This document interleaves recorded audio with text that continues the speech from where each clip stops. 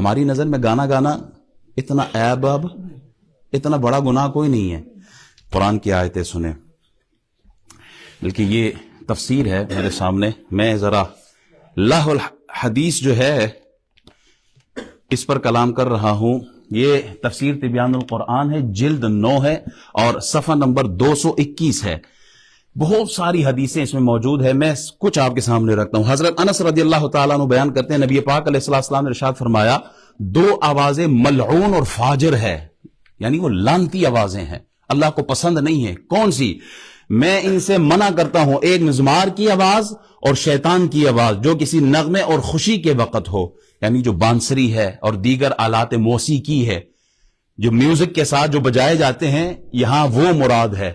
اور دوسری فرماتے ہیں کسی مصیبت کے وقت رونے پیٹنے اور گریبان پھاڑنے کی آواز، یہ بھی اللہ کو پسند.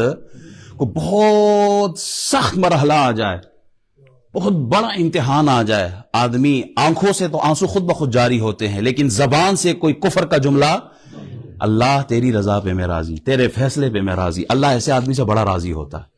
اور اگر وہ واویلا کرے، وہ کفریہ جملے بولے، فرماتے ہیں اللہ کو ایسی آوازیں پسند نہیں. حضرت علی رضی اللہ تعالیٰ عنہ فرماتے ہیں کہ نبی پاک علیہ السلام نے ارشاد فرمایا مجھے مزامیر توڑنے کے ساتھ مبعوث کیا ہے. ہمارے ہاں میوزیکل انسٹرومنٹس جو ہوتے ہیں، حضور فرماتے ہیں مجھے ان کو توڑنے کے لیے بھیجا ہے. اور ہماری نظر میں یہ بڑے بڑے آرٹسٹ ہو گئے ہیں اب، جو زیادہ گانا گاتا ہے اچھے خوش آوازی کے ساتھ، خوش الہانی کے ساتھ، ہم اسے ایوارڈ دے رہے ہوتے ہیں. کیا ہم ایوارڈ نہیں دیتے؟ یہ جو گویے ہوتے ہیں، جو گانا گانے والے لوگ ہوتے ہیں، ان کو ہم نے 14 اگست اور پتہ نہیں کون کون سے دن ان کے لیے میڈل نہیں رکھے ہوئے ہوتے. قرآن کیا کہہ رہا ہے؟